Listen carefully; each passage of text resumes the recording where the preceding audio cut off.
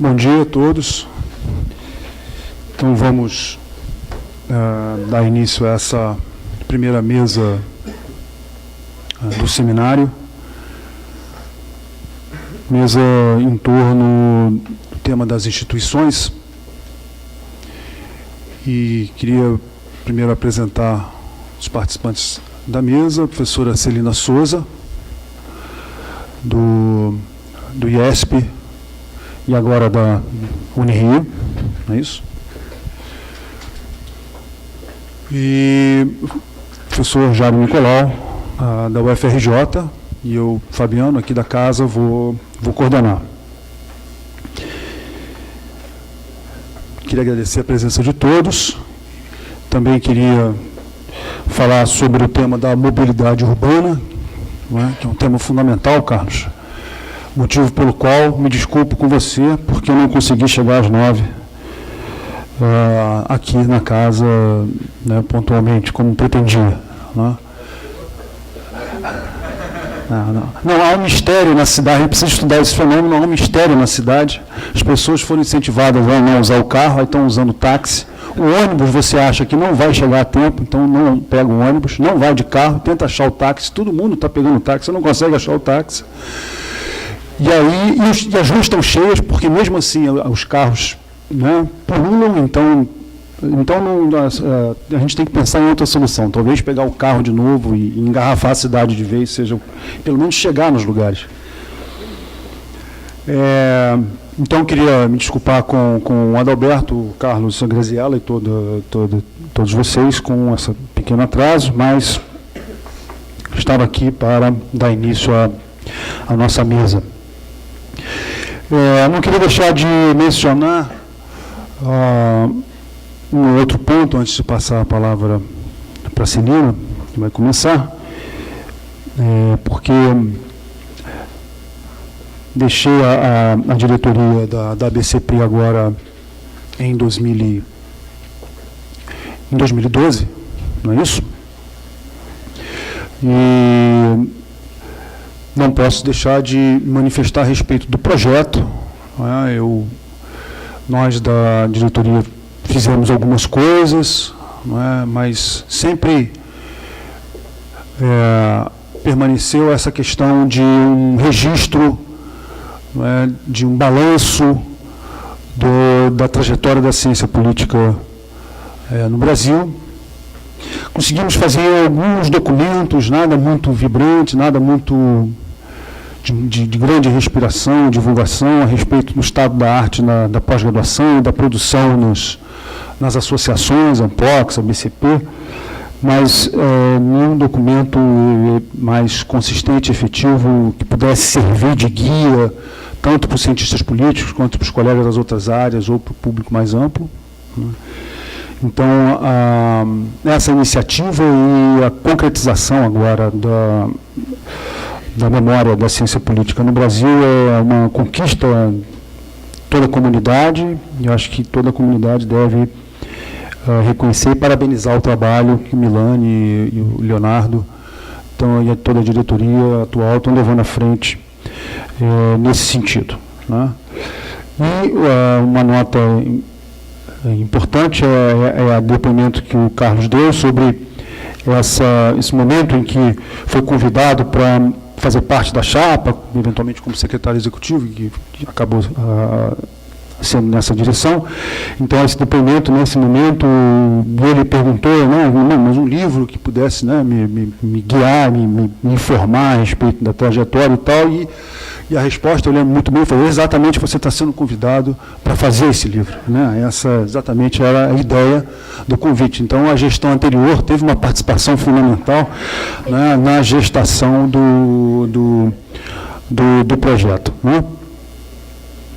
Isso é uma anedota, mas eu queria registrar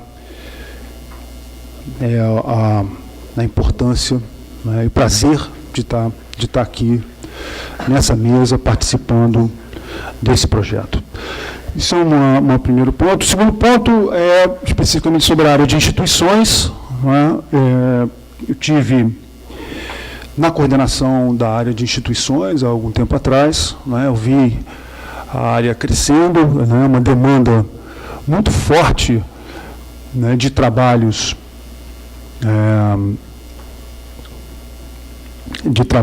a serem apresentados nos diversos encontros, né? Participei como coordenador, acho que durante 2 ou 3 encontros, lembro bem, e certamente uma área que se identifica muito com a evolução recente da ciência política no Brasil. Acho que mais sobre isso vocês vão ouvir da Celina do Jairo, né?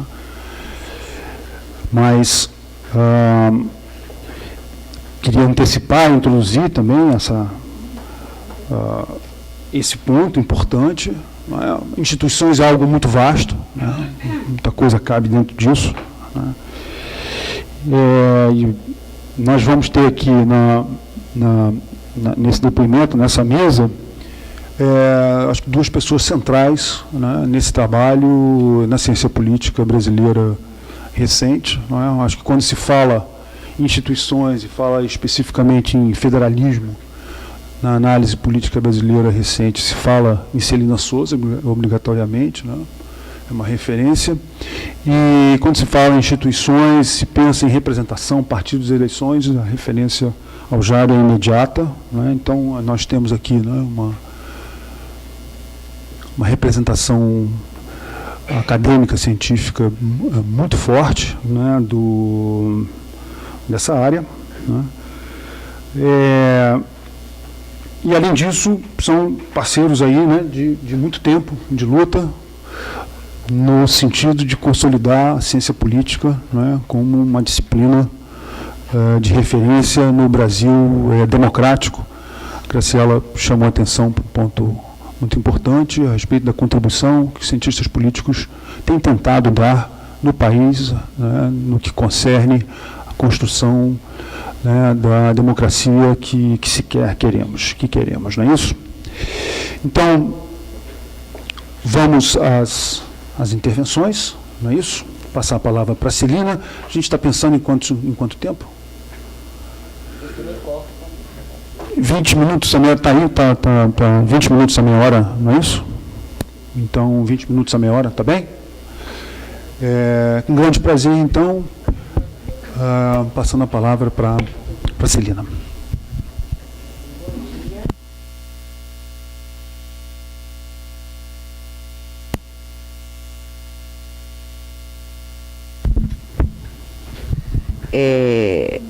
Um enorme prazer estar aqui para começarmos a fazer o balanço da nossa área. Agradeço muito ao Carlos Milani pelo convite. Também é um enorme prazer estar aqui junto com o Fabiano e com o Jairo nessa nossa militância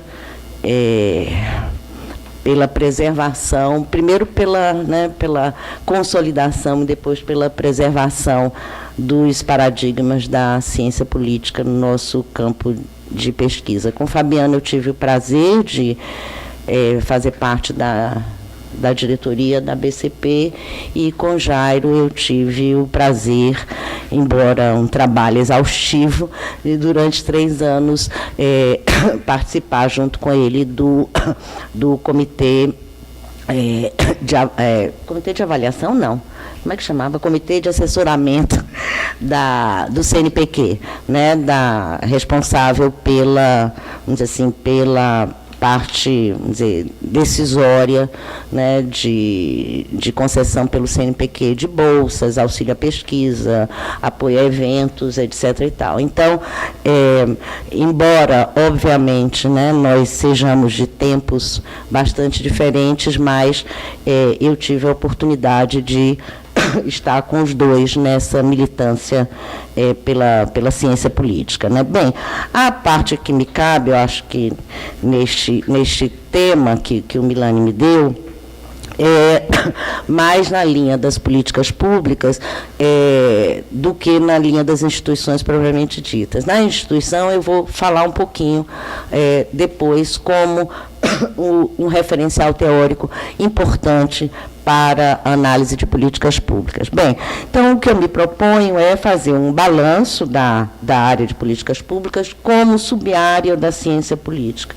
e sua, a evolução e os avanços que nós tivemos nos últimos anos, não só nas universidades, como nas duas grandes associações de pesquisa que nos abrigam, a ANPOCSE e a ABCP. E, no fim, eu vou também tentar discutir algumas propostas de temas e de testes de teorias na subárea de políticas públicas que eu acho que ainda estão pouco desenvolvidas na nossa agenda de pesquisa.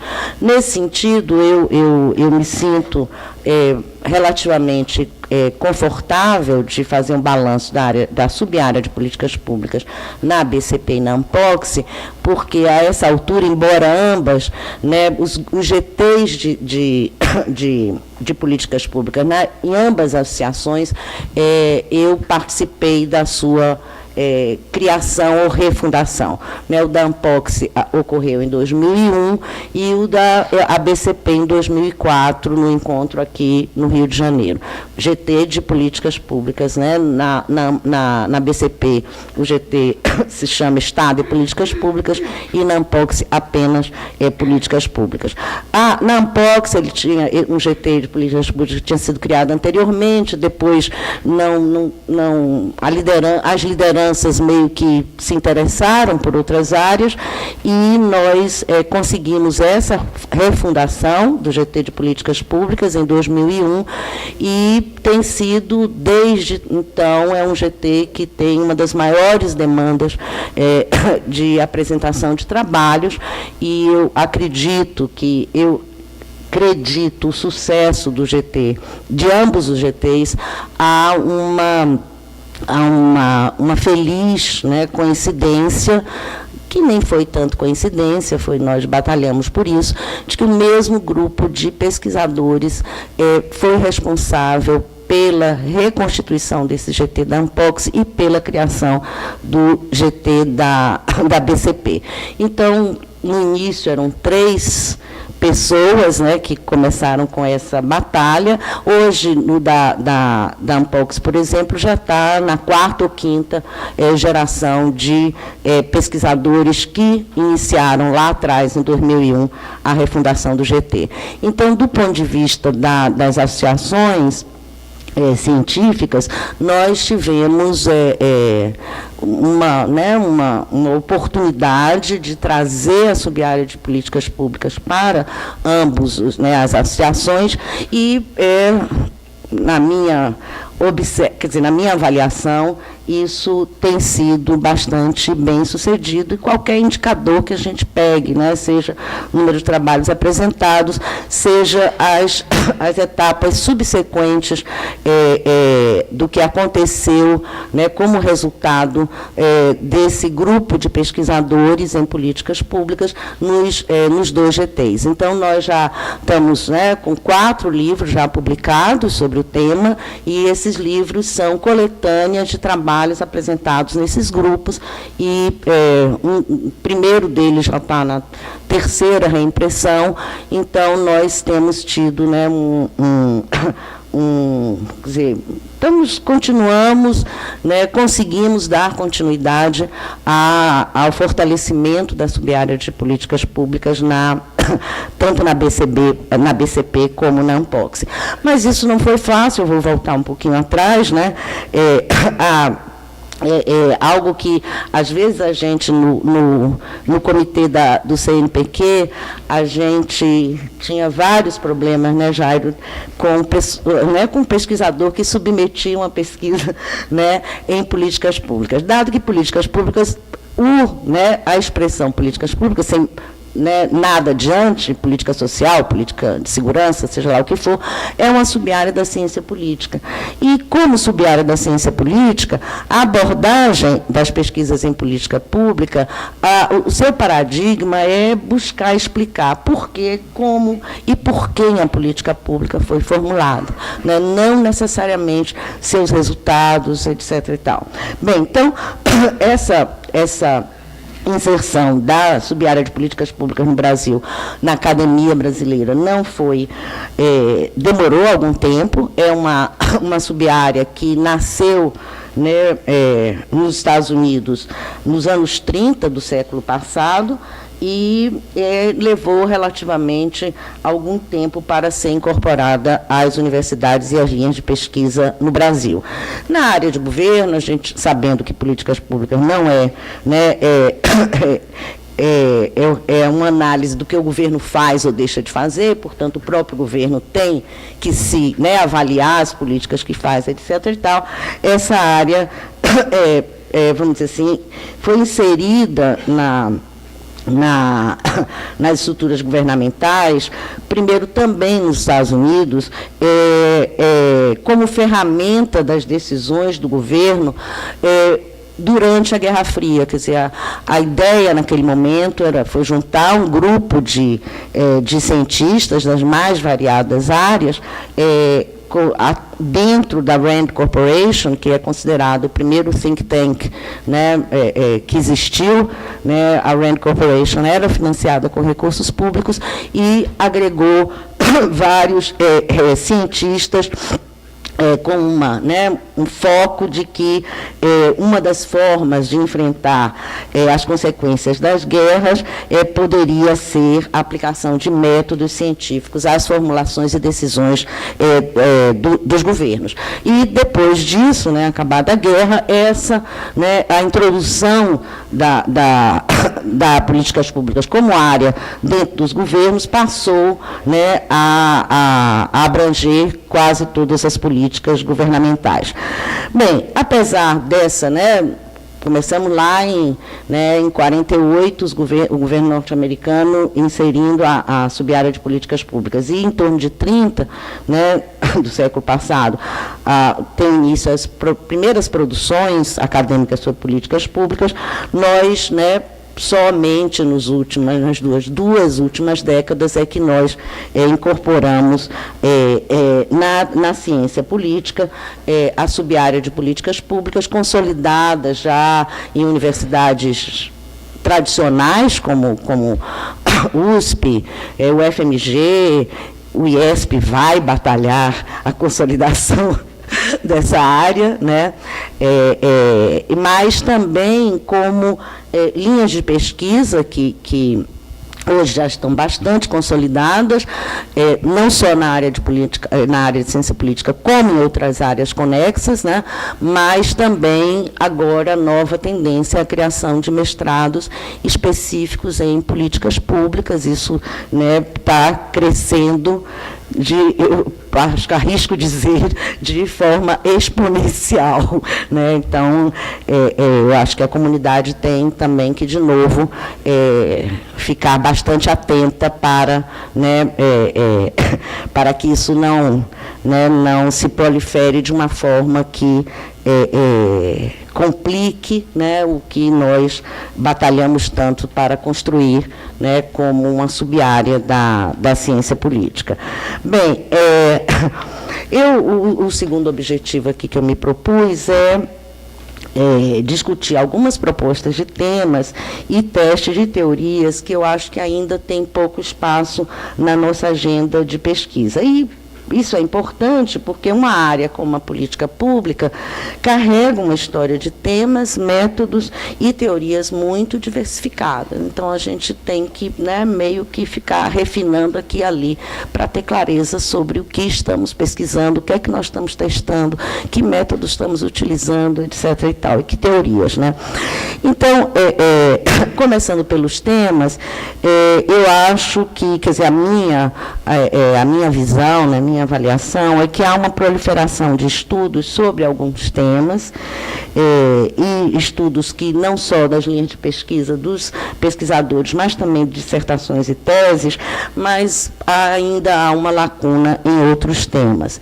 Então, eu vou ilustrar isso rapidamente do que eu estou dizendo. Antes da redemocratização, a produção sobre políticas públicas era excessivamente concentrada no fracasso das políticas, né? Quem vai ler lá para trás, né, o que se produzia durante o regime militar era muito né, esse foco do fracasso. Também era uma marca desse tempo, é que as análises eram muito pouco preocupadas com as questões políticas da decisão e da implementação e excessivamente concentrada no pressuposto de que a formulação e implementação de políticas públicas eram processos racionais e lineares, separadas dos processos políticos, né? Havia uma total, né, naquela primeira produção, distanciamento da variável política. Com a redemocratização e com a ascensão do PT aos governos locais, essa fase foi interessante. Proliferaram os trabalhos sobre o chamado modo petista de governar. Não era necessariamente, o foco não era necessariamente nas políticas públicas, mas na forma de gestão dessas políticas públicas. E foram também, logo depois da redemocratização, abundantes os estudos sobre formas de participação popular nos governos das cidades. Todos, né, não sei se todos se lembram, mas a produção sobre orçamento participativo foi bastante abundante, né? E um pouco depois os conselhos, análise sobre os conselhos criados para decidir sobre políticas sociais. Do ponto de vista setorial, também a gente sabe, há uma concentração bastante grande sobre a política de saúde. Mais recentemente, estou falando do ponto de vista da ciência política, né, da política pública como sub-área da ciência política, começa também a haver análise sobre a segurança pública, e o Bolsa Família também é outro tema que tem atraído bastante, né, os jovens pesquisadores. Isso mostra, né, por um lado, a adaptação da sub-área à agenda das principais políticas nacionais, mas mostra também uma concentração talvez excessiva, não vou dizer que é excessiva, vou só arriscar um talvez, sobre alguns temas. E enquanto outros temas sofrem alguma lacuna. Então, temas, por exemplo, como o da burocracia, né? Nós temos muito poucos trabalhos sobre a burocracia. Do ponto de vista das políticas públicas, a burocracia, entender a burocracia é crucial, porque ela é a burocracia que participa da formulação de políticas públicas e, principalmente, é ela que implementa políticas públicas. Então, entender essa burocracia, como ela funciona, o que é que ela faz, o que é que, né, é super importante. Outro tema que ainda é relacionado à burocracia, mas que nós exploramos pouco, é o da direção, analisar a política pública de baixo para cima, né? A gente tem já uma produção razoável lá de processo decisório, ou seja, os atores centrais, as instituições centrais, mas sabemos muito pouco quando a política pública chega na ponta, né? Que é implementada pelo policial, pela professora, pelo médico e tal. Sabemos muito pouco o que é que acontece aí nesse mundo, né? Então, acho que nós estamos devendo uma análise que o Lipski já nos chamou a atenção desde os anos 80 do século passado, né, que é importante estudar o que está em cima, mas, do ponto de vista das políticas públicas, também saber, né, o que é que acontece no mundo da implementação. Bem, claro que modelos de análise bottom-up, né, podem ser passíveis de crítica em termos de sua capacidade explicativa e capacidade de generalização. Mas uma das vantagens de modelos, né, de baixo para cima, é incorporar a complexidade da política pública. E essa complexidade nós, eu acho que ainda entendemos pouco no momento da implementação. Então, a assumir a complexidade da política pública, em especial de sua implementação, como algo a ser explicado, pesquisas do tipo, né, bottom-up, podem ter dificuldades para conviver com o que hoje parece, né, está se transformando no mainstream, né, das ciências sociais em geral, da ciência política em particular, que é se fixar na chamada simplicidade analítica e elegância de modelos explicativos que são produzidos, né, pelas modelagens. Você me interrompe porque... Não, está ótimo. Não, é o tempo. Não, acho que mais... Ai, que mundo... Esse é o mundo ideal. Quanto tempo você precisa? 5 minutos.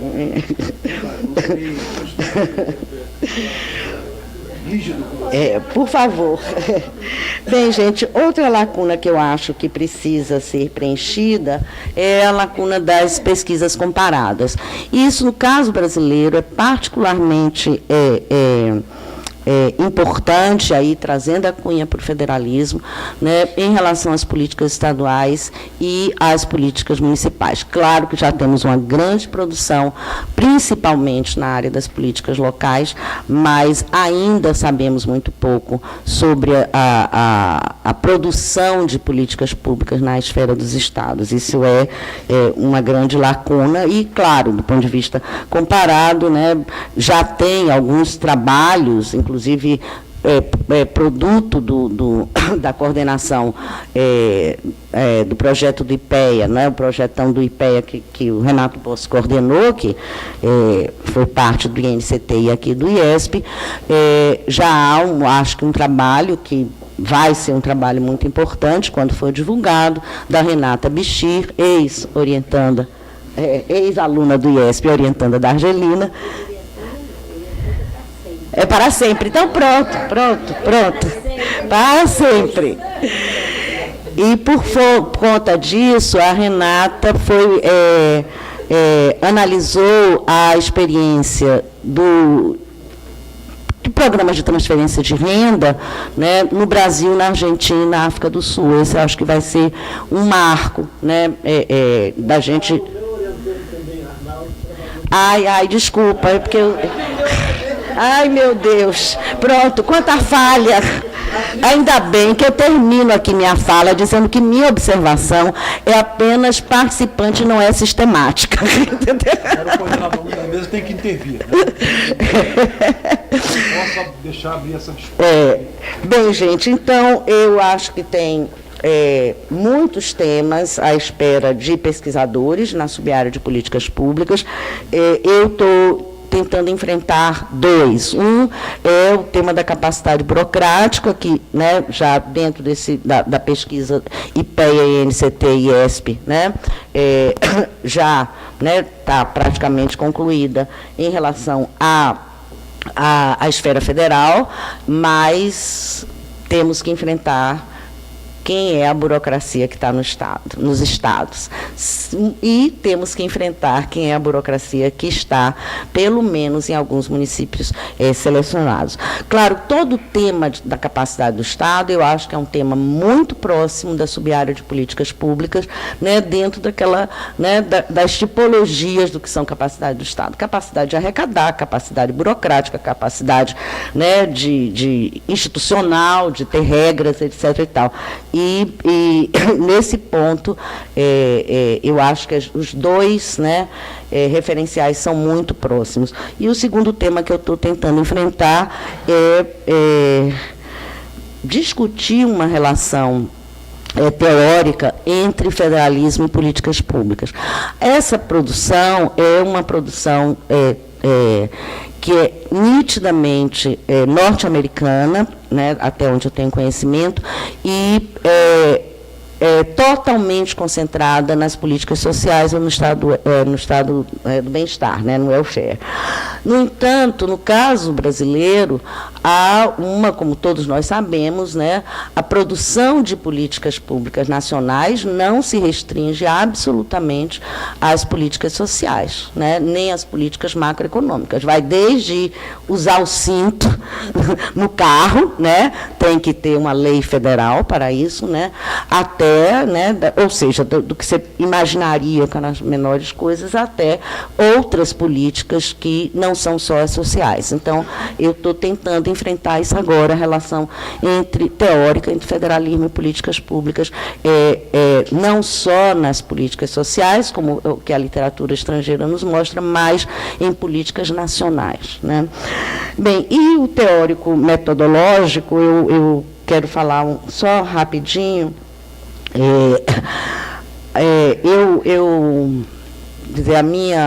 A minha visão é que uma das primeiras decisões que o pesquisador da subárea de políticas públicas tem que decidir é se ele vai usar o método e as teorias que a gente pode chamar de nível meso, nível macro. Quer dizer, o que é que eu quero dizer com isso, né? Eu gosto muito dessa separação para tornar as coisas mais claras. Bem, e por que isso é importante? Em primeiro lugar, eu acho que implicações teóricas e metodológicas estão relacionadas com o tipo de pergunta que o pesquisador quer responder. Ou seja, com o uso das teorias macro, o centro da investigação são as instituições do Estado ou os indivíduos, né, que aí você já faz, né, a relação direta com o chamado institucionalismo. E, nas teorias meso, o centro de investigação é a própria política pública. E vários estudos nessa área avançaram bastante no Brasil. Eu acho que tem testes muito bem feitos da teoria da definição de agenda e tem testes muito bem feitos da teoria das redes sociais, né? Usando a teoria das redes sociais e usando a teoria da definição de agenda. E dentro das teorias institucionalistas também é outra, né? A gente não pode sair querendo cobrir tudo em nada, muito menos na área de políticas públicas. Eu acho que é importante a gente distinguir, né, ter clareza que dentro, né, das teorias institucionalistas são que se chamam os 3 grandes Is, né, que relacionam a teoria com as políticas públicas. O I de ideias, né, que é a variável independente, né, que foi, que aqui no Brasil já está relativamente testada, mas o trabalho clássico é o do Peter Hall, quando, a partir do I institucionalista de ideias, explica ou busca explicar como o Reino Unido da era Thatcher passou de políticas macroeconômicas keynesianas para políticas monetaristas. O segundo I é o I de interesses, né? Então, de forma simplificada, isso, né, quer dizer os que ganham e os que perdem com políticas públicas, e o foco está aí principalmente nos atores, né? E o I de instituições, onde as negociações são feitas, os conflitos são administrados, ou outras palavras, a importância das regras e das instituições para a decisão e formulação de políticas públicas. Bem, eu fico por aqui, espero não ter estourado de novo, né? 2 coisas. A minha observação é mais como uma jurássica da subárea de políticas públicas, né? Lá de 2001, 2004, né? Um pouco se a BCP, né? É uma observação não sistemática, mas eu acho que eu acho que do meu ponto de vista, do que eu consegui fazer na minha carreira acadêmica, eu acho que tive inúmeros fracassos, mas eu acho que a consolidação da subárea de políticas públicas na ciência política, eu acho que foi bem sucedida. Então, e a outra notícia é que, né, há 20 anos atrás, a subárea das políticas públicas era ignorada, praticamente ignorada pela ciência política brasileira, né, tanto nos programas como nas linhas de pesquisa, né, e fazia todo sentido, que você está começando uma área, você vai estudar, né, o hard dessa área, né, e eu acho que hoje é uma boa notícia que, como nós não só crescemos, consolidamos, mas estamos fazendo trabalhos, eu acho que são importantes. Obrigada.